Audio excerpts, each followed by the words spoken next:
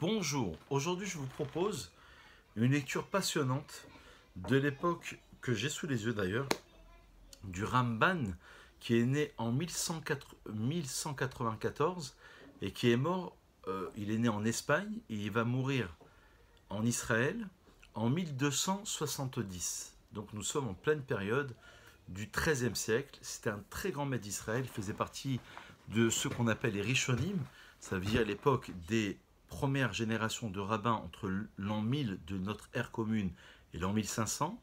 C'était un kabbaliste, c'était un rabbin, c'était un exégète biblique, puisqu'il va donner plusieurs commentaires sur la Bible, sur la Torah en l'occurrence, on le reconnaît parfaitement.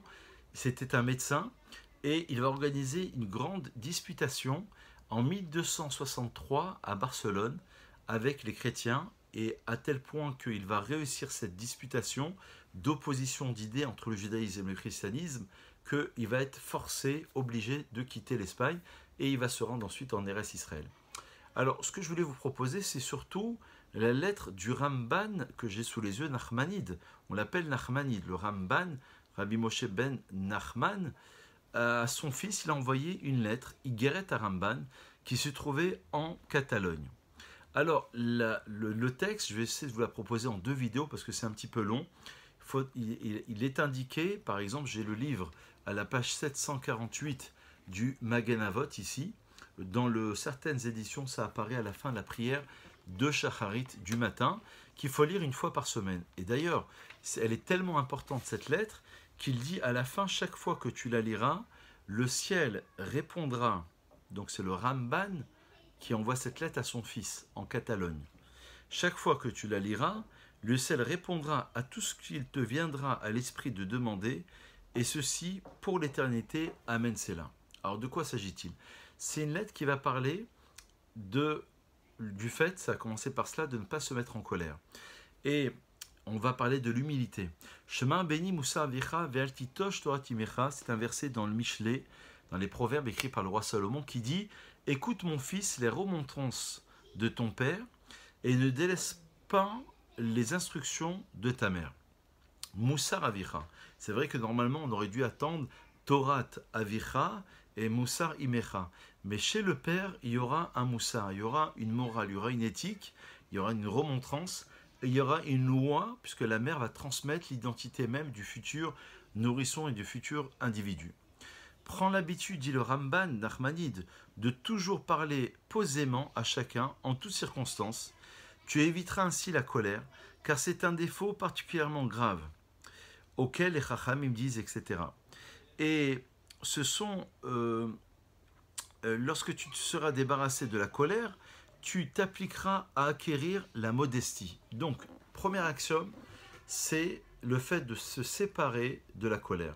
Comme on sait dans le Talmud, entre parenthèses, le Talmud dit que celui qui se met en colère, c'est comme si il pratiquait l'idolâtrie, parce qu'il pratique, il sert une force étrangère à lui-même.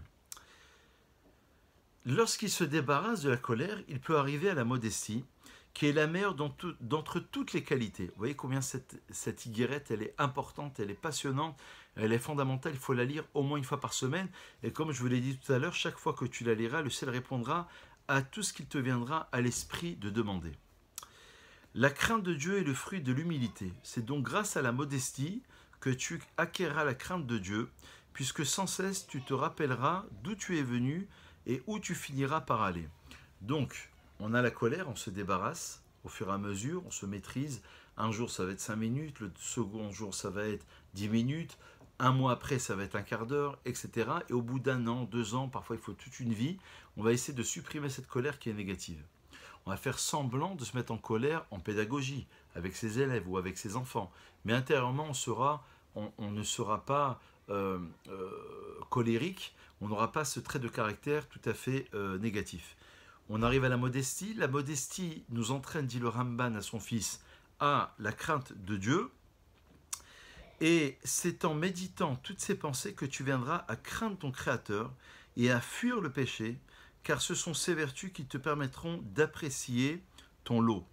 Donc, une fois qu'on arrive à la modestie, on progresse largement dans la crainte du péché et on commence à évoluer. Donc c'est un peu le sourd-mera Maasetov.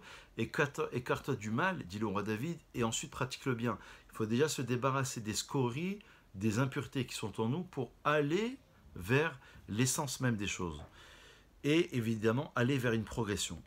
Lorsque tu auras appris à te laisser guider par la modestie, que tu te conduiras avec humilité envers tous, et que tu redouteras les hommes et les fautes, l'Esprit de Dieu rayonnera sur toi. Écoutez bien ce qu'il dit. Et tu mériteras la vie dans le monde futur. À présent, mon fils, dit le Ramban Nachmanide à son fils, il faut que tu te pénètres bien de l'idée que celui qui conçoit de l'orgueil et se sent supérieur à autrui se révolte en fait contre le règne de Dieu, parce que Hachem Malar Geout Lavesh, dira ici le texte, la Gava, pas dans le sens de l'orgueil, la grandeur, la magnificence n'appartient qu'à Dieu. Et nous ne sommes que des seconds par rapport à Dieu. Donc il va falloir que tu te préserves de l'idée de l'orgueil et évidemment tu vas progresser dans cette idée. Comment pourrait-on dès lors se vanter d'une qualité qui revient à Dieu? De sa sagesse, il enlève la parole aux orateurs éprouvés et ôte le jugement aux vieillards. On voit bien que tout ceci ne fait aucune différence pour Dieu, car il humilie dans son courroux les arrogants, et dans sa bienveillance, il élève les humbles. Ce que veut dire le Ramban par ici, c'est que véritablement, tout n'appartient qu'à Dieu. Si tu es riche, ta richesse te provient de Dieu. Si tu es intelligent, ton intelligence te provient de Dieu. Comme il est dit dans le Talmud, tout a été décidé avant la création de l'homme, sauf s'il va être sadique au rachat. Exprime-toi toujours avec retenue, baisse la tête, dit le Ramban, garde les yeux fixés au sol et le cœur tourné vers les cieux. C'est magnifique. Ne regarde pas ton interlocuteur droit dans les yeux. N'importe qui doit te sembler plus important que toi. Si c'est un sage ou un riche, honore-le. Si c'est un miséreux et que tu es plus riche ou plus sage que lui, convainc-toi que tu as plus de tort que lui et qu'il possède beaucoup plus de mérite que toi et que les fautes qu'il commet sont dues à l'ignorance, alors que toi, tu vas les faire d'une manière consciente. Rends-toi bien compte, pour conclure, dans toutes ces paroles, tous ces actes, toutes tes pensées, à tout moment que tu te tiens en cet instant même devant Hachem et que sa Shekhinah est au-dessus de toi. Et c'est le premier axiome du Shulchan Aruch, le code de loi écrit par Rabbi Yosef Karo enseigne que la première idée, relevée par le roi David, Shiviti Hachem Legnetamid, je fixe constamment Hachem devant moi. Et enfin, la conclusion de cette lettre, veille particulièrement à étudier la Torah afin de pouvoir l'accomplir. Purifie tes pensées et réfléchis au sens des mots que tu prononces avant qu'ils ne franchissent le seuil de tes lèvres. Vous avez de très beaux livres aujourd'hui traduits en français où on doit comprendre le minimum, c'est le premier paragraphe du schéma et la première bénédiction de l'Amida.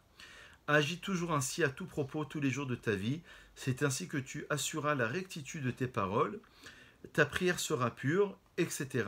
Lis cette lettre au moins une fois par semaine et tu seras préservé de tout mal et de toute difficulté. Donc voilà la lettre que je voulais vous faire partager, qui nous amène à énormément d'humilité et énormément de rectitude dans nos pensées, dans un monde qui est un petit peu en désarroi, on s'interroge, on est en pleine introspection. Nous considérons que nous avons une attache particulière vis-à-vis de cette lettre et vis-à-vis de l'humilité et du recul que l'on doit avoir vis-à-vis du monde. Bonne réflexion et à très vite.